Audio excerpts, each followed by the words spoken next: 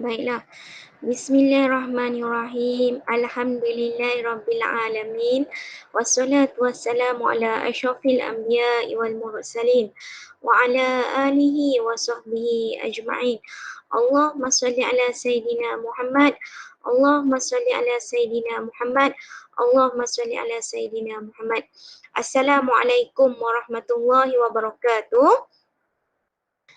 Waalaikumsalam warahmatullahi wabarakatuh. Dan selamat sejahtera. Cikgu harap semua anak-anak murid cikgu hari ini dalam keadaan sihat, ceria, bahagia, gembira dan dipermudahkan segala urusan untuk menuntut ilmu pada hari ini. Baiklah. Pada hari ini sedia maklum, hari ini merupakan program Bicara Minda bersama dengan Cikgu Lina adalah program yang keempat dah. Yang keempat dah hari ini, dan tajuk yang cukup menarik bagi cikgu rasa tajuk yang cukup menarik iaitu cikgu akan share PowerPoint cikgu iaitu, baiklah. Okey, dia akan berkait rapat dengan bully. Okey, bully cyber akan berkait rapat dengan bully. Okey. Jadi kita akan berkenalan dulu dengan bully. Jap lagi sebelum cikgu masuk dengan lebih mendalam berkaitan dengan cyber bully ataupun bully cyber bully. Okey. Nampak cikgu. Nampak cikgu. Okey, baiklah. Hari ini cikgu akan tunjukkan statistik yang menunjukkan cyberbully. Okey. Yang mana kalau kita lihat, kalau dalam keadaan cikgu tahu anak-anak murid cikgu, bila kita bercakap berkaitan dengan cyberbully, yang mana kita tahu mesti akan ada apps yang akan kita guna untuk kebanyakan orang akan guna apps ini untuk bully rakan-rakan dia ataupun orang lain lah. Kebanyakan dalam kita tengok satu analisis yang dikeluarkan yang mana kalau Twitter ni 9% je. Kalau Twitter 9%, awak nampak tak slide yang cikgu tunjuk statistik ada Twitter, YouTube? Nampak. Terus YouTube 10%, WhatsApp yang digunakan 12%, lepas tu Snapchat 30%, 31%, Facebook 37% dan Insta 42%. Ini adalah data yang menunjukkan, dan kita boleh lihat kebanyakan yang digunakan adalah IG. Ramai yang bully guna cyberbully menggunakan IG. Okey, baiklah. Cyberbully di Malaysia kita boleh lihatlah bahawa ramai yang menggunakan yang mana yang digunakan dalam cyberbully ni 71% adalah Malaysia sendiri 70%. Lepas tu dengan menggunakan handphone ni 57%, online message 33%, online chat 31% dan seterusnya. Ini menunjukkan bahawa kes cyberbully ini bukan kes yang orang cakap bully biasa. Okey, nanti cikgu akan dedahkan ada yang menyebabkan kes bully ini yang menyebabkan ada yang ambil tindakan untuk bunuh diri dan sebagainya.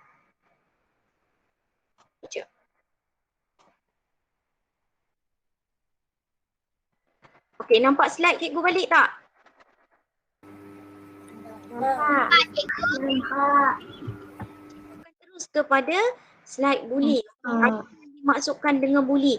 Mungkin ada anak-anak cikgu yang tahun 1, yang tahun 2 belum pernah dengar berkaitan dengan taklimat cikgu berkaitan dengan bully. Jadi untuk kali ini cikgu akan dedahkan sikit apa itu bully sebelum cikgu masuk lebih mendalam berkaitan dengan cyberbullying. Yang mana bully ini adalah perlakuan bully. Adalah penyalahgunaan kuasa dari operasi psikologi dan fizikal yang dilakukan secara berulang-ulang. Yang selalu dibuat kerap sangat orang ni buat. Contohnya, selalu cikgu dengar, cikgu dia bully saya, cikgu dia bully saya. Sebenarnya murid cikgu ni faham tak istilah bully? Okey, mangsa buli adalah bersifat lemah dan tidak berupaya mempertahankan dirinya. Itu menurut Azizi Yahya lah dalam bukunya 2007. Okey. Yang pertama kita kena ingat penyalahgunaan kuasa. Mangsa buli adalah bersifat lemah, tidak berupaya mempertahankan dirinya. Dia jadi orang yang dalam istilah buli nanti cikgu akan perkenalkan istilah pemangsa dengan mangsa. Kalau mangsa ni adalah orang yang kena buli, pemangsa adalah orang yang buli, orang yang buli mangsa. Mangsa adalah orang yang kena buli. Pemangsa adalah orang yang membuli orang lain. Okey, menurut Noran Fauziah Yaakob 2006 pula mendefinisikan buli sebagai tingkah laku agresif sama ada fizikal, psikologikal yang dilakukan secara berulang kali ke atas mangsa. Ia bertujuan mendatangkan perasaan tidak seronok. Dia adalah, kalau menurut Noran Fauziah ni, dia cakap adalah satu tingkah laku agresif secara fizikal dan psikologikal. Maksud psikologikal sini, fizikal mungkin kita boleh nampak dia bully, dia tumbuk, dia pukul, dia gigit dan sebagainya. Tapi psikologikal ni mungkin melibatkan emosi dia, melibatkan mental dia. Dia bully macam mana yang menyebabkan mental seseorang itu tidak mampu berfikir dengan waras. Emosi seseorang yang menyebabkan dia menangis saja. Itu adalah salah satu yang dilakukan secara berulang kali. Ini ada juga bully adalah perbuatan mendera, mempermainkan orang, dan sebagainya. Mempermainkan orang lain, biasanya orang yang lemah lah, untuk menggertak dan menakutkan. Seterusnya, jenis bully ni banyak. Kalau bully secara fizikal, dia pukul, dia sepak, dia terajang, dia mengugup. Kalau yang duduk asrama ni, ada juga minta basuh baju. Hari ni kau kena basuh baju aku. Ada yang cikgu dapat maklumat yang tinggal-tinggal kat asrama. Ni abang dan kakak-kakak awak yang jenis takut sikit kan, takut nak buat report dekat cikgu. Kena basuh baju, beli makanan. Ada juga yang jenis tak nak beratur kalau kat kantin kan. Tak nak beratur panjang-panjang. Ni dia cakap, kau beli makanan kat aku, nanti makanan hantar kat meja sini. Siap mengarah kawan dia tu. Bukan sekali. Bukan kawan dia tu sakit kaki ke demam ke, itu bukan. Bukan sekali minta beli makanan. Setiap hari. Selain itu mencubit lah dan sebagainya. Tanpa pun ada. Kalau bully dari segi bahasa, ni ada. Cikgu selalu dapat. Dia gelar nama mak ayah kawan tu pelik sikit kan. Mulalah dia guna istilah nama yang pelik-pelik. Lepas tu dia ketawa. Lepas tu bully isyarat. Tunjuk, penumbuk lah, jeli mata lah dan sebagainya. Macam-macam reaksi lagi dia boleh buat. Bully isyarat. Peras ugut ada juga. Bully secara peras ugut. Minta duit. Beli makanan. Kalau ni biasanya dekat asrama suruh gosok pakaian. Tadi suruh basuh dah. Suruh iron pakaian pula. Kalau bully perhubungan ni, pulau, fitnah, mengumpat. Yang ni sangat bahayalah. Yang mana kalau pulau ni, dia cakap dengan kawan dia, kau jangan kawan dengan dia. Kau jangan kawan dengan dia. Dia fitnah macam-macam ayat dekat kawan dia tu yang menyebabkan orang lain tak nak kawan dengan dia ni. Sedih kan? Ramai yang cikgu dapat kes macam tu. Kadang-kadang tu mengumpat. Kawan tak buat pun dia cakap dia kawan buat. Cikgu masuk kepada definisi cyberbullying. Yang mana intimidasi ni adalah ugutan. Contohnya kan, dia ugut kawan dia. Kau tak nak bagi duit kat aku kan, nanti aku edit gambar kau, macam-macam. Cyberbullying ni maksudnya dia menggunakan cyber, menggunakan internet cyber untuk bully kawan dia. Dia menggunakan internet ataupun Facebook, YouTube TikTok ke sekarang ni, TikTok, IG dan sebagainya untuk bully kawan dia supaya kawan dia ikut arahan dia. Kadang-kadang tu ada yang sekarang ni isu dia minta dengan orang minta duit melalui kaedah yang ni. Okay. Dia edit gambar gambar kawan dia tu macam-macam dengan seksinya. Dengan keadaan yang macam-macam lah yang menyebabkan kawan rasa ya Allah takut. Macam tu tau. Sehingga kan dia buat poster besar-besar, dia share dekat Facebook. Yang syok lagi kan ada yang cikgu dapat berita tu yang biasanya sekolah menengah. Dia edit gambar kawan dia dalam keadaan seksi dan sebagainya. Siap letak nombor telefon lagi. Dia edit poster tu elok-elok. Dia tampal dekat dinding-dinding pagar sekolah. Ada yang jenis macam ni. Okey. Cyberbullying, pencemaran nama baik. Dia menyerang melalui internet, menghina kawan dia, buat jahat kawan dia, bagi ancaman, menyakiti, kekerasan, tidak sopan yang menyebabkan kawan-kawan ganggu fikiran dia. Dia tidak cyberbullying menyebabkan orang tu apabila kena cyberbullying dia rasa dalam keadaan ketakutan, dia akan menyembunyikan diri, dia rasa sangat malu dan ada yang ambil tindakan dia tidak mampu berfikir dengan rasional kerana perasaan malu yang teramat sangat. Ada yang ambil jalan pintas kerana diancam, takut report cikgu. Kalau saya report dekat cikgu, saya akan dapat balasan lagi orang urut saya. Dia ambil tindakan duduk sembunyi kat rumah, duduk seorang-seorang, tak keluar rumah, tak apa. Menangis seorang-seorang dah hingga penyakit mental pun ada dan kadang-kadang tu ada yang ambil tindakan bunuh diri ada. Kalau dekat luar Malaysia, cikgu pernah baca satu artikel kerana kesan daripada cyberbullying ni yang mana seseorang itu ambil tindakan bunuh diri. Bahaya. Okey, ni cikgu dapat keratan akhbar dari 2018 lagi. Yang ni 2021 dah kita. Ni 2018 lagi yang mengatakan bunuh diri adalah angkara bully cyber. Bunuh diri angkara bully cyber. Yang ni statistik yang cikgu baca hari ni, yang mana setiap tahun bila cikgu tengok ni akhbar ni, cikgu lihat setiap tahun memang data akan meningkat. Macam mana? Sebab tu cikgu bagi kesedaran kepada murid-murid cikgu jangan ada yang bully cyber. Cikgu pun ada juga baru-baru ni cikgu dapat maklumat. Dia ikut Google Meet dengan cikgu-cikgu dia. Cikgu tahu kes ni. Dia ikut Google Meet dengan cikgu dia, lepas tu dia ambil gambar kawan dia dekat dalam Google Meet tersebut. Lepas tu dia edit gambar kawan dia. Ya Allah, ya Tuhanku.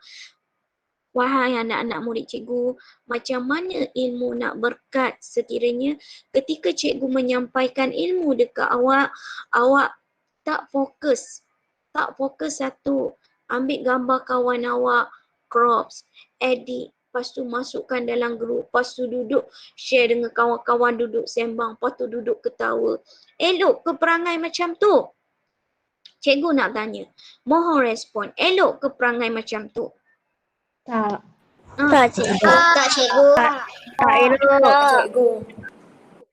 Kita nak menuntut ilmu dengan cikgu, pastikan ada adab kita dengan cikgu. Ada adab kita dengan kawan-kawan kita, tidak mengganggu. Di ruangan chat Google Meet tu cikgu tahu ada ruangan chat. Yang ni kata ke orang ni, yang ni kata ke orang ni. Cikgu duduk sampaikan ilmu. Jadi dia tak fokus.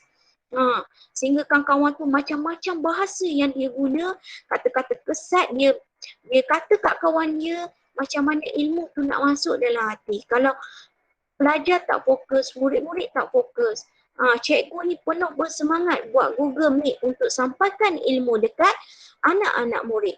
Jadi, cikgu mohon anak-anak murid cikgu, ketika mana mengikuti Google Meet dengan cikgu, fokusnya. Sebabnya kita tak tahu. PDPR ni cikgu tahu, semua cikgu kurang seronoklah PDPR ni. Seronok lagi kalau kita jumpa dalam kelas, boleh sembang. Ya, macam tu juga dengan cikgu. Cikgu rasa lebih seronok lagi apabila berada dalam kelas ataupun di perhimpunan bercakap dengan anak murid. Cikgu boleh tahu reaksi anak murid, respon macam mana, cikgu cakap faham ke tak. Jadi walaupun kita diuji sebegini, ikutilah proses pembelajaran kita macam biasa. Kalau awak tak ikuti Google Meet dengan cikgu, ketinggalan. Kesian, bukan kesian kat cikgu yang bagi ilmu, tapi kesian kat diri awak. Orang lain yang mengikuti Google Meet dengan cikgu, mengikuti Google Classroom dengan cikgu, dapat ilmu, silibus tak tinggal. Dia mengikuti satu step. Tapi orang yang on off mengikuti kelas dengan cikgu, dia akan ketinggalan. Sebab tu nanti jangan marah kalau markah PBD dia tak ikut Google Meet dengan cikgu. Markah PBD dia tak buat homework dia dengan cikgu. Google markah PBD dia rendah, dapat band rendah. Mulalah nak marah kat cikgu. Cikgu ni kedekut ni. Tak, cikgu bagi markah mengikut prestasi awak. Kalau awak cemerlang, awak tunjuk sikap yang bagus. Kalau awak ikut sesi Google Meet dengan bagus, cikgu minta hantar homework, awak buat. InsyaAllah cikgu yakin dan percaya cikgu-cikgu kita akan bagi markah yang terbaik buat anak-anak murid cikgu. Okey, cikgu sambung. Kalau cikgu ni panjang pula. Okey, ni adalah seterusnya. Okey, cikgu akan bersembang dengan awak, cikgu akan bagi info. Okey. Kesan terhadap cyberbullying seseorang itu, okey, sebelum cikgu pergi kesan, punca. Punca yang menyebabkan seseorang itu ingin bully orang lain. Puncanya adalah satu, sikap tidak puas hati dengan orang lain. Tidak puas hati. Orang lain ada ni, kenapa saya tak ada? Saya tak puas hati sebab tu saya nak bully dia. Ni cikgu rasa lega sikit bila cikgu nampak reaksi muka anak murid cikgu. Satu, tak puas hati. Dua, dia rasa nak seronok. Saya rasa seronoklah bully kawan saya. Tapi dia tak tahu apabila dia bully kawan dia yang menyebabkan kesan kepada mental, kesan kepada emosi kawan dia. Yang ketiga adalah tidak puas hati sebab nak duit. Dia rasa macam buat bisnes pula bila buat cyberbullying ni. Contohnya dia ugut kawan dia. Kau nak tak aku share video kau ada gambar kau ni. Dia bully kawan dia. Punca dia. Sebab nak duit. Dia mungkinlah duit tak ada. Menyebabkan dia nak duit melalui sistem cyberbullying ni macam ni. Tak elok. Yang keempat lagi, apabila dia buat bully ni, okey, apabila dia ingin menjatuhkan orang lain. Contohlah cyberbullying ni, mungkinlah seseorang individu tu orang yang hebat. Dia cakap macam mana saya nak jatuhkan orang ni, nak malukan orang ni. Dia nak menjatuhkan orang lain. Tak baik buat macam tu, betul tak cikgu cakap? Betul cikgu. Tak baik buat macam tu. Ingat, apa yang kita buat, itulah yang akan kita dapat. Sebab tu tanam dalam diri, aku tak boleh buat jahat dekat orang. Aku tak boleh buat jahat dekat orang. Kalau aku buat jahat dekat orang, nanti kesannya kena pada diri aku juga. Ingat, biasanya orang yang bully orang lain, dia akan kena bully lagi. Nanti meningkat dewasa, dia akan kena bully dengan orang lain. Kesan daripada bully, kita boleh lihatlah yang mana emosi seseorang itu terganggu, dia rasa nak menyendiri, dia rasa tak seronok hidup dia rasa nak duduk diam je, tak nak hidup dengan orang lain. Kesian, keyakinan diri apabila kena cyberbully ni, dia mempunyai confident diri dia tak ada, keyakinan terhadap diri dia tak ada. Cikgu pernah dapat satu kes kan, satu kes ni pengalaman cikgu sendiri. Cikgu dapat kes saya rakan dia dalam Facebook, dalam WhatsApp. Orang yang dia nak bully tu, dia pun add sekali. Faham tak? Dia ada game dia, sekelompok game dia add satu orang ni. Sekelompok ni dalam WhatsApp, dia hentam habis-habisan. Dia fitnah kawan ni habis-habisan. Dia cakap tu, dia cakap macam-macam istilah hingga kan melibatkan mak ayah. Cikgu agak sedih apabila cikgu ambil kes melibatkan dia kutuk mak ayah orang tu. Dia duduk belawang. Kutuk kawan ni, cakap mak ayah dia macam ni, cakap mak ayah dia macam ni. Sangat sedih, sangat mendukacitakan bagi cikgu. Sedih macam mana? Sebabnya kita ni, cikgu ingatkan buat grup, senang nak belajar. Kita duduk satu sekolah, kita nak baik dengan semua rakan-rakan, tapi jangan buat dekat kawan macam tu. Jangan ada yang lepas ni ambil gambar kawan dia tengah bercakap ke, tengah ni crops, lepas tu edit dengan macam-macam, letak dekat gambar, lekat dengan kartun dan sebagainya. Lepas tu dia share, buat jadi itu sebagai bahan lawak. Jadi tak elok. Jadi baik dah. Cikgu rasa slot cikgu tinggal lagi 3 minit saja. Mungkinlah ada yang ada Google Meet dengan cikgu masing-masing. Betul tak cikgu cakap? Cikgu ada 3 minit lagi. Jadi cikgu akan buka sesi soal jawab untuk anak murid bertanya soalan. Sebelum tu cikgu tambah sikit lagi. Cara untuk mengelakkan diri daripada diri kita kena cyberbullying. 1. Jaga password kita, jaga Gmail kita, jangan share dengan rakan-rakan. Walaupun orang tu orang yang kita percaya. Yang kedua, jangan berkawan dengan orang yang negatif. Kita jaga diri kita. Jangan berkawan dengan orang negatif. Dan sekiranya dia ada masalah berkaitan dengan kena bully macam tu, tolong laporkan kepada, contoh kalau di sekolah, laporkan kepada guru-guru. Kalau di rumah, mungkinlah maklum share masalah yang awak hadapi dengan ibu bapa supaya ibu bapa awak tahu macam mana nak mengatasi masalah tersebut. Kalau dekat sekolah, cikgu ada, boleh maklum dekat cikgu. Dan cikgu ingatkan anak murid, sekiranya awak mengalami masalah sebegitu, mohon berhubunglah, kontaklah dengan guru bimbingan dan kaunseling untuk menyampaikan maklumat tersebut. Boleh?